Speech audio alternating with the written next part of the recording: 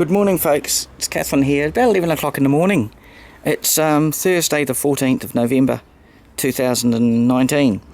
I'm just having a wee bit of a look in the backyard here, and what we've got here is some loquats, and as you see, some of them are individually potted. I just separated them out the other day. So the tallest of them there is about, what, 8 inches or 10 inches, about 250 millimeters high. As I say, I had a couple of pots with about 4 seeds each in, and 4 of which came from the 2 or so fruits I got here off my potted loquats, and a couple came from round by the Polytech, where there's the gardeners have cut cut 2 of them right to the ground, but they left 1. There used to be 3 loquat shrubs at the Polytech. This is all Polytech sourced seeds. If I remember correctly, I had 17 in this pot, and as you see, these are going to be potted up again into individual parts any day now, either today or another day. As you see, some of them, the tallest, about 8 inches, 10 inches, so about 200 to 250 millimeters tall. I've been leaving it until the smaller of them, as you see, here's one, that's about 75 mil high, it's about 3 inches high. So I wanted the littler ones to get a little bit bigger. So I'm going to have to very carefully, there's one here about 100 mil high, about 4 inches. So yeah, I wanted the smaller ones to be able to get a little bit bigger, and so I'll have to carefully finagle my fingers in here, a little bit of grass or something growing there. Steady it, upend it, get it out of the pot and gently tease them apart. So that will be happening there. We've got an embarrassment of the Jerusalem artichoke, which actually comes from New York, but anyway, it's called the Jerusalem artichoke this year. That's 2 tubs and 2 pots just there. The tubs were overplanted last year with 5 tubers. I didn't have anywhere to put them, so they've grown back this year with like 50 tubers per tub, which is massively overplanted. We got some cactus here that was given to me by a friend, and they've now moved, and the people who are in the house have dug them all out and got rid of them, so I can't come up with any more of them cactus. That's agave. We call it cactus, but it's not a true cactus. In a hanging basket, because it doesn't matter if it dries out. Indeed, I want it to dry out. I choose not to water that.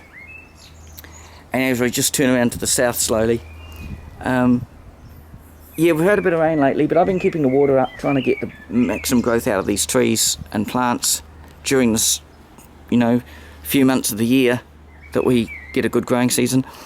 That mixture foliage is there's actually a dozen carobs in there, 12 carob trees.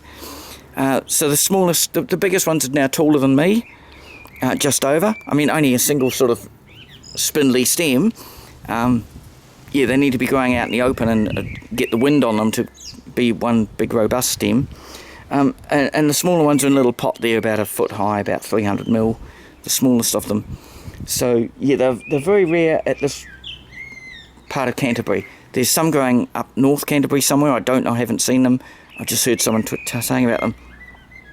And I just stopped to get some stills. I was out in the garden perusing, and I saw these loquats, and I thought, oh, they shouldn't be ready yet. And I thought, well, yeah, they are ready anytime from October onwards. In Australia, they're ready in October. Here in New Zealand, well, anyway, we'll just look at them. There we go. That big one is almost as big as a golf ball, so about 3 centimetres diameter. There's 4 in that fruit cluster. Obviously, there's many more originally, and they drop off when they're little, like you get with all fruits. And some small ones there that are still much greener. This tree is just in a bucket, in a bucket-sized pot, which is a bucket with holes drilled in the bottom. So it's only in a 10-litre bucket. That is actually a named grafted tree that I bought.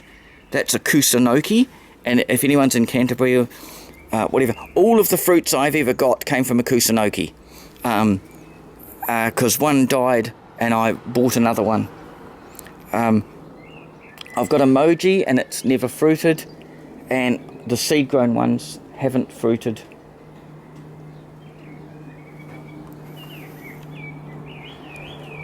The 17, as I say, they were the last of the season. Those seeds were collected in January at the Polytech. So they're all off the one Polytech plant that still survives. I've arranged to have an aeroplane flying overhead. You don't need to thank me. That's the Cox's orange pippin apple there. We got the potted Trachycarpus palm in a 42 litre plastic tub. We've got the American or Mexican cotton palm, Washingtonia robusta. That's actually in the ground and that's going gangbusters by comparison. And there's another Trachycarpus fortunei Chinese windmill palm in a 42 litre tub just there, which you can't really see.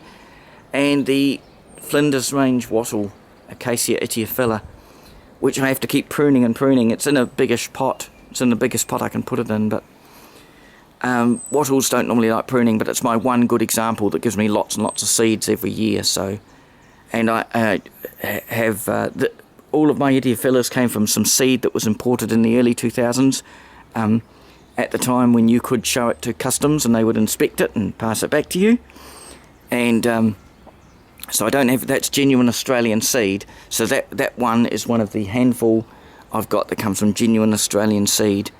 I've collected seed in since then, but only of the other ones. There's a few more there, nestled amongst a tortured willow, a twisted willow, Salix tortuosa. I've got a couple of these. They came from a springing up out of the footpath after the earthquake demolitions. I believe the tree may have been at the TVNZ studios, and it was Gloucester Street for sure. And it was around about where the TVNZ studios used to be in Gloucester Street. So that's the provenance of this particular twisted willow. They can get up to a small full-size tree, but they do. The wind's blown some leaves off. They do used for decorative purposes because they got the twisting to them. Now they may actually came from several different gene lines, because that one's actually less twisted than some I've seen in the past. Whether it's cultivation conditions or whether it's because there's different gene lines of twisted willow, I don't know. And that is plenty long enough for a video. Another quick look at the Carobs and those big Loquats. And that big fruit, what are we now, 14th of November? Well, I don't want the birds to have it, but I want the seed inside to be fully mature. So I'm not sure if I should, they do look very yellow, those ones. I might, it's about time for me to eat them and save the seed and plant them. Okay folks, cheerio.